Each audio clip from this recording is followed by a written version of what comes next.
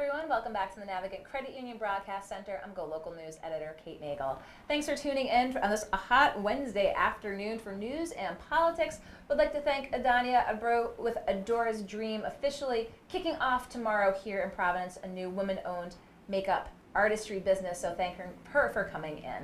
Would like to welcome my next guest. She's been here before, Rhode Island GOP candidate for governor, Patricia Morgan. Thank you for joining us. Hi, Kate. You had a big announcement today. Yes. So it has to do with an inspector general, which, for lack of a better word, is a watchdog for taxpayers. This is an office. An inspector general is the person who goes looking for waste, fraud, and abuse, for corruption in state government, in our spending. I think it's an integral part of my plan because we have to make government smaller. We have to return more money to the taxpayers so you can spend it on your priorities. And the big announcement was that I've asked Arlene Violet to be our first inspector general.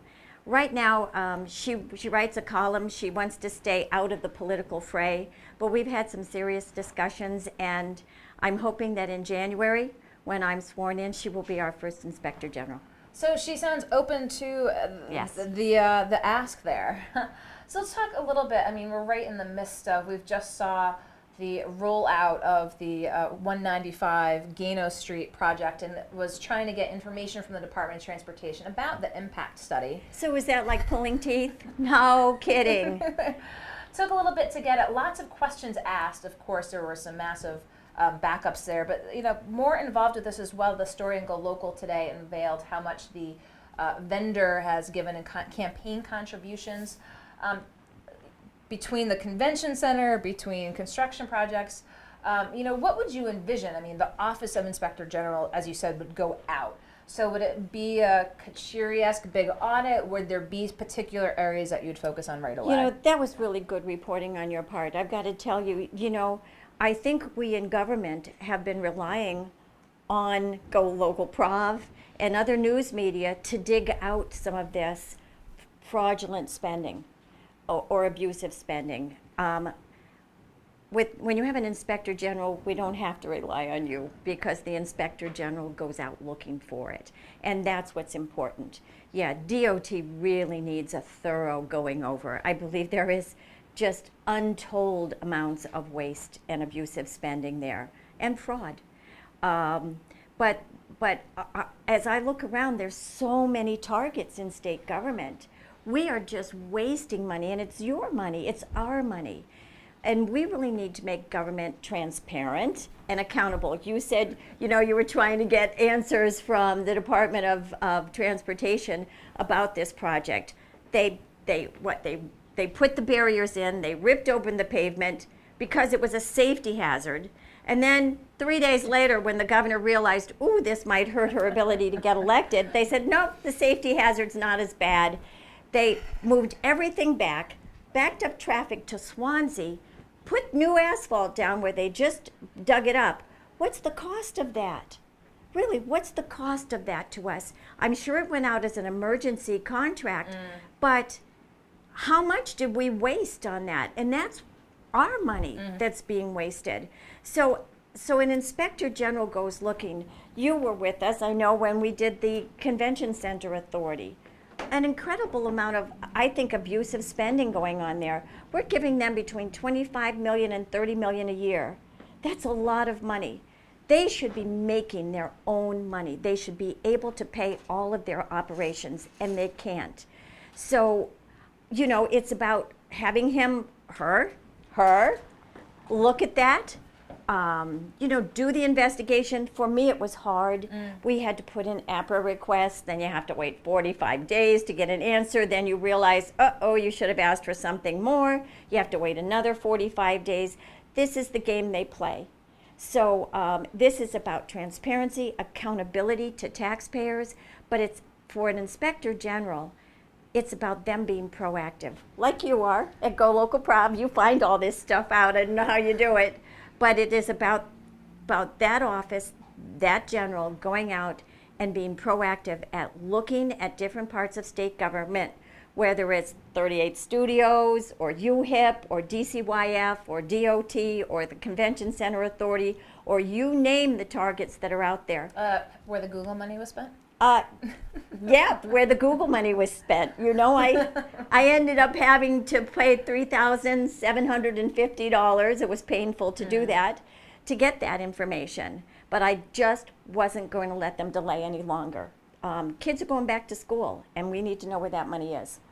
So that was a big announcement today, but speaking of announcements, the administration of Governor Gina Raimondo, along with the Education Department, said that they were announcing today no guns in K through 12 schools except for school resource officers. Now, there's been a little back and forth. You had a response, they had a response to your response, but what was your initial take when you had heard this from the governor's office? This is the governor doing what she's always done, try to govern by headlines. When I look at all the corporate welfare she's handed out, it was done to get the headlines, but not because it was good policy. And this is just another one of those, the same thing. An administrative order is pretty much worthless. There's no way to punish somebody. There's no teeth in it. So it is just a headline. And that's how she's governed. And that's why she has failed so miserably. To me, I'd like to see the data that says a law-abiding gun owner who goes to all the trouble of getting a concealed carry permit is the problem, and that we really should be afraid of them. But more than that, I would really like to see us all sit down and come up with real solutions to keep our kids safe. I know children going to school this week are afraid, right? They're apprehensive. I mean, they're excited, obviously. They're excited. They're back with all their friends. It's hot, but they're having a good time seeing their friends. That being said, when a door opens unexpectedly or they hear something out in the hallways, you know, a book falls, they get apprehensive. Is that somebody coming in at them? The reason I've been battling with the Attorney General over these Google funds is I think there are really practical solutions there. We could give $75,000 to every school to buy bulletproof glass, to more secure locks, sealed vestibules, maybe technology, whatever they think suits their school the best, but to make sure that the perimeter of the school doesn't allow a shooter inside. That's what we should have been doing over the summer. Instead, the governor calls a press release, signs a piece of paper and says, I fixed it. No, that's not fixing it. So you said you made a statement that it was an affront to the Constitution. The governor fired back and said, you're beholden to the NRA. What do you have to say to that when politicians say that about having that A rating from the NRA? You know, I've taken no money from the NRA, but I absolutely believe in our Constitution. I know you do. The First Amendment is precious to the United States, but so are all the others. And that includes the Second, which is about gun ownership, the Fourth, which is about due process rights, the 14th, which has due process in it as well. So it's really important that we understand that we have constitutional rights, and they are, they're not just an administrative order. They really have weight to them because they've helped make the United States an exceptional country. And I think we need to be very careful at how we step on them. So let's take a look here. It's Wednesday. I believe you're going to be having a conversation with a few other GOP candidates on Friday in a forum, finally. You've been pressing for debates this entire primary. Most of the state will not be able to hear it, and it is on the Friday.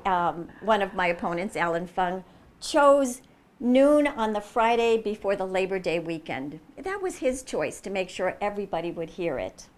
Well, do you anticipate if it taking place at that point? I don't want to sort of tip your hand, so to speak. What do you think are going to be the big issues talked about at this debate? Well, there are a lot of issues. I'm hoping actually that we will talk about policy because, as you know, I really focus on policy.